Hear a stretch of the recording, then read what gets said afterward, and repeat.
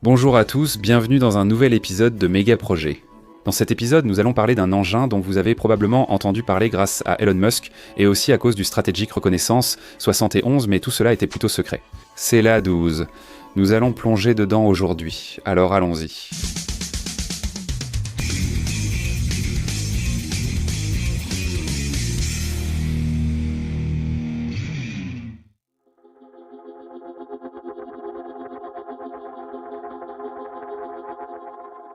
Si, comme le reste du monde, vous vous demandez pourquoi Elon Musk, et sa petite amie Grimes, apparemment une personne à un seul nom, ont donné à leur nouveau-né le nom franchement bizarre de XHA12, et je ne sais prononcer ce truc AEH, que parce que j'ai vu Elon Musk interviewé dans le podcast de Joe Rogan, et il le dit là-bas.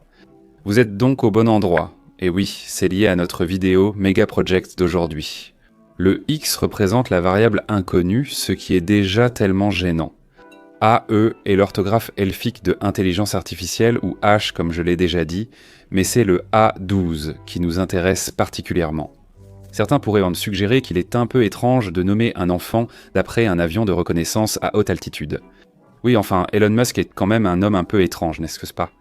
Mais bon, je pense qu'on peut dire que Elon Musk sort des sentiers battus depuis un bon moment maintenant et qu'il est un peu bizarre. Assez parlé des prénoms, passons aux choses sérieuses. Le Lockheed A12 portait le surnom prestigieux d'Archangel. Pour ceux d'entre vous qui sont un peu rouillés sur la Bible, moi y compris, un archange est un ange de haut rang, un chef si vous voulez. Le Lockheed A12, avion de reconnaissance supersonique dépassant Mach 3, a servi la CIA seulement de 1963 à 1968 et n'a été déclassifié qu'aux années 1990. C'était un fantôme pendant son temps dans les airs et, à cause de son petit frère plus célèbre, le Strategic Reconnaissance, SO 71 Blackbird, c'est un avion qui a malheureusement tombé dans l'oubli jusqu'à aujourd'hui.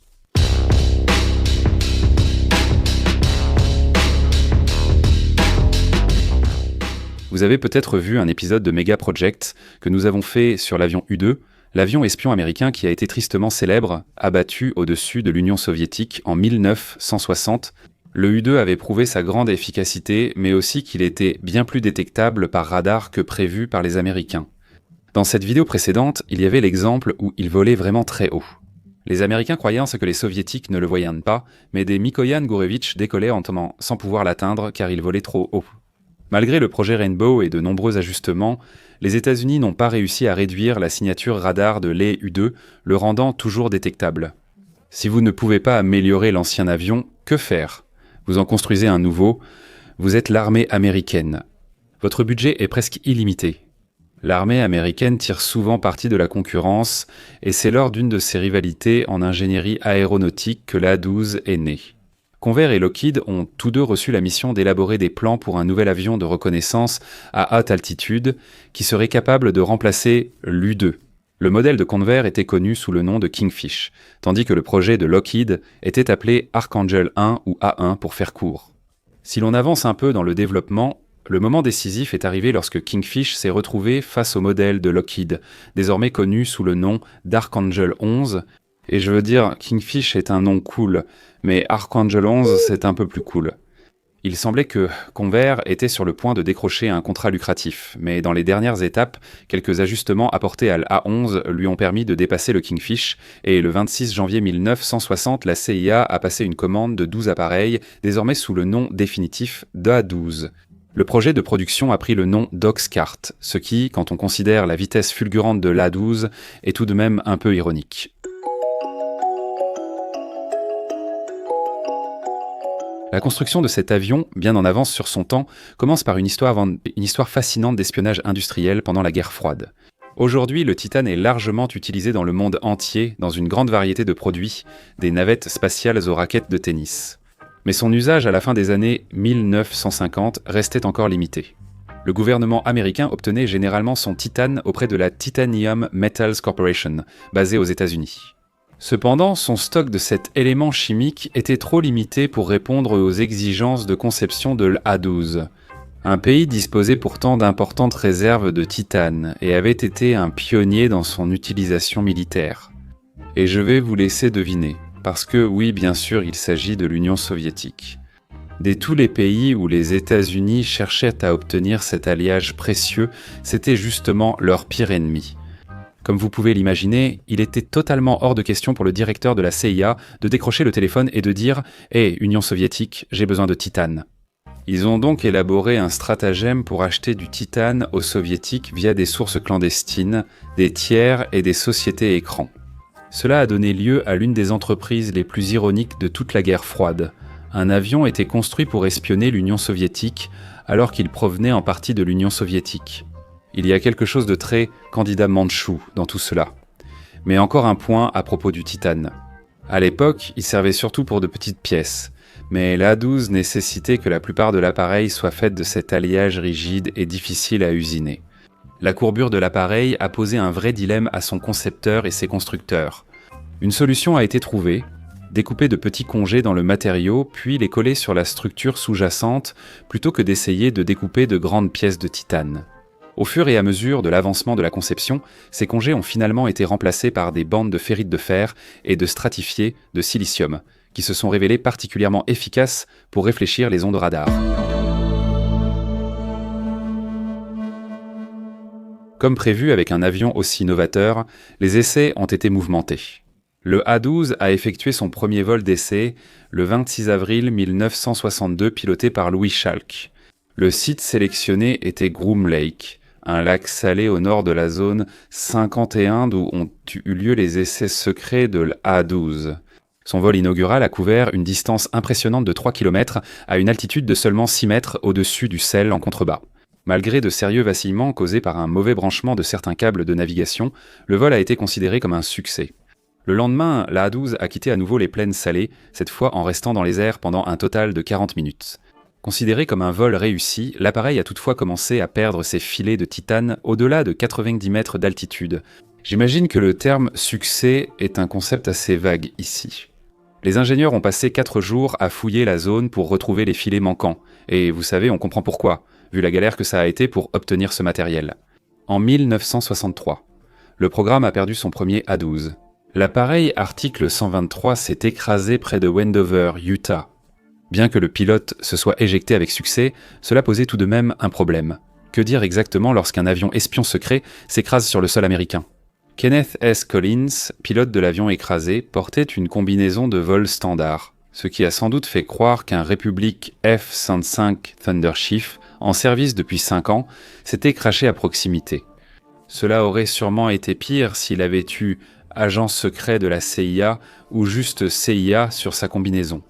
2 agriculteurs voisins ont renoncé à s'approcher du lieu du crash après avoir appris que l'avion transportait des armes nucléaires. C'était évidemment un mensonge, mais cela reste un moyen sûr de tenir les gens loin du site du crash. Personne n'aime être irradié. Une autre méthode était de payer pour acheter le silence. 25 000 $, soit 209 000 $ actuels, ont été donnés à chaque policier de la région, et ce n'est pas tout. Il y a eu de nombreuses histoires de paiements douteux effectués dans les années qui ont suivi, alors que la CIA tentait de garder l'existence de l'A-12 secrète. Pour gagner un peu d'argent, installez-vous près de la zone 51 et attendez que quelque chose tombe du ciel. Ne faites pas ça, ce n'est pas un conseil. 3 autres A-12 se sont écrasés lors des tests le 9 juillet 1964. L'article 133 a eu un blocage du mécanisme de contrôle de tangage à 150 mètres d'altitude. Cela a entraîné un roulis de l'avion vers la gauche, exactement ce qu'il ne faut pas faire lorsqu'on s'apprête à atterrir. Le pilote s'est éjecté, mais à cause de la trajectoire de l'appareil, il a été projeté sur le côté. Assez miraculeusement, compte tenu de l'altitude et de la direction, son parachute s'est ouvert et il a réussi à atterrir sain et sauf. Le 28 décembre 1965, l'article 126 s'est écrasé, 30 secondes après le décollage suite à une erreur de maintenance, mais le pilote a pu s'éjecter sans danger. Le 5 janvier 1967, l'opération Oxcar a connu sa première fatalité sans autant de chance. Aucune raison précise n'a été donnée pour le crash de l'article 125, mais il est probable qu'une erreur de jauge de carburant ait causé une panne sèche à 108 km de la base. Le pilote de la CIA, Walter Ray, s'est éjecté avec succès, mais resté attaché à son siège, il était mort à l'impact. Malgré de nombreux incidents, cela restait normal pour un avion expérimental comme l'A-12.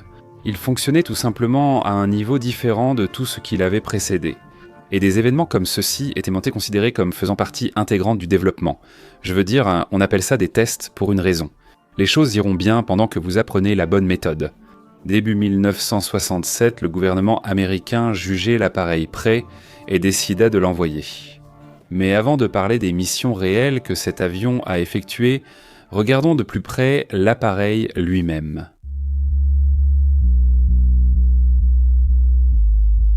L'OSA-12 est souvent comparé à son successeur, le Strategic Reconnaissance 71, et lorsqu'on les regarde de loin, ils sont presque impossibles à distinguer. L'A-12 mesure 17 mètres d'envergure, comme le Strategic Reconnaissance 71, mais sa longueur de 31 mètres est un peu inférieure à celle du Strategic Reconnaissance 71. J'ai vu un Strategic Reconnaissance 71 dans un musée et il était bien plus grand que je ne l'imaginais. Comme mentionné plus tôt, l'A-12 était un avion Mach 3+, atteignant environ 4103 km/h, ce qui reste exceptionnel aujourd'hui. Le Concorde, que l'on associe toujours à des records de vitesse, avait une vitesse de pointe inférieure de 1924 km à celle de l'A-12, bien que, pour être juste, le Concorde soit un avion commercial, et vous savez, on ne s'attend pas à ce qu'il aille plus vite qu'un avion à réaction, comme un avion de chasse. Il faut dire que beaucoup d'informations concernant l'A-12 sont encore classifiées. Nous ignorons à quelle fréquence, ou si les A-12 ont jamais dû voyager à cette vitesse. Pour ajouter à la confusion, le Strategic Reconnaissance 71 a une vitesse maximale légèrement inférieure, mais il parvient tout de même à dépasser l'A-12 dans certains classements des avions les plus rapides du monde. C'est sans doute car il ne compte que les vols officiels. Et comme nous allons le voir dans un instant, l'A-12 était un avion des plus officieux. L'A-12 avait aussi un plafond opérationnel supérieur, atteignant une altitude impressionnante de 29 000 mètres, 95 000 pieds.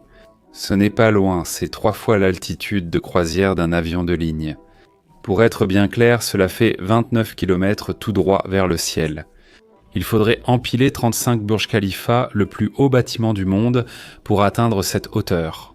Avant de continuer, le Burj Khalifa, je ne sais pas si je dois faire des projets Oméga à ce sujet, car il existe déjà beaucoup de vidéos. Je ne suis même pas sûr que ça vaille la peine d'en parler, mais dites-le moi en commentaire si vous voulez, et je le ferai, car je le trouve joli. Intéressant, genre. Je trouve les gratte-ciel jolis.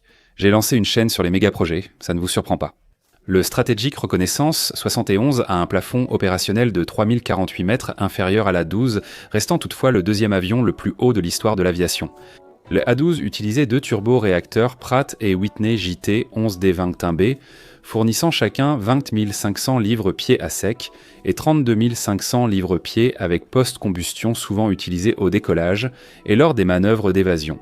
Les post-combusteurs sont essentiellement une partie du moteur qui permet d'accélérer pendant une courte période, mais ils consomment beaucoup plus de carburant lorsqu'ils sont activés. Vous vous demandez peut-être pourquoi l'A-12 est plus rapide malgré un moteur moins puissant. C'était sans doute parce qu'il pesait 6 tonnes de moins que le Strategic Reconnaissance 71.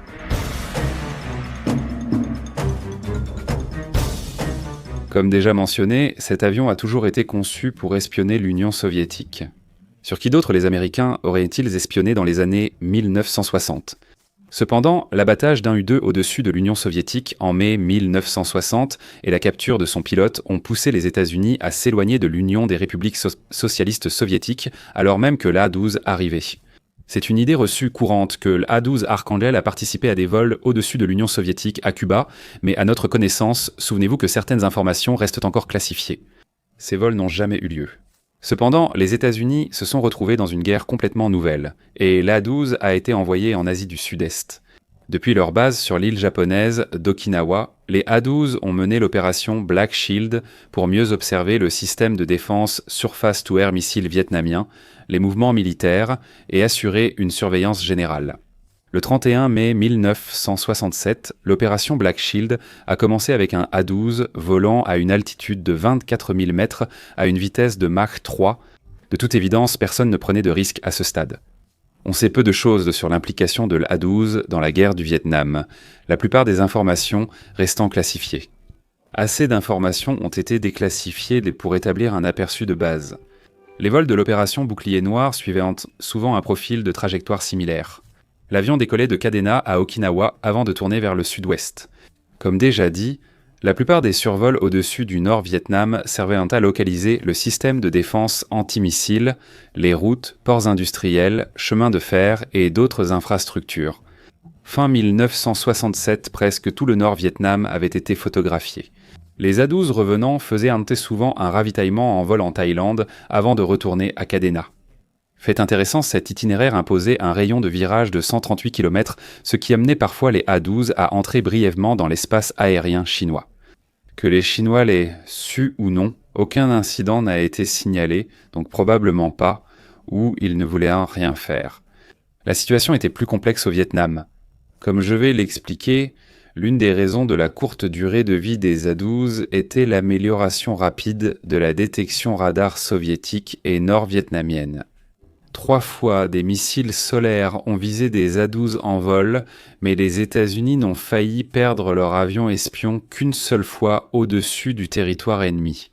Le 30 octobre 1967, au moins 6 missiles ont été tirés depuis la capitale, Hanoï. Le pilote a vu 4 d'entre eux le rattraper, l'un passant à moins de 91 mètres avant d'exploser. On peut penser que le pilote a remercié sa bonne étoile avant de continuer, mais ce fut une expérience très périlleuse. Une inspection post-vol a révélé qu'un débris de missile était coincé sous une aile, près du réservoir de carburant. Les vols au-dessus de la zone ont été immédiatement suspendus et ne reprendraient pas avant 2 mois.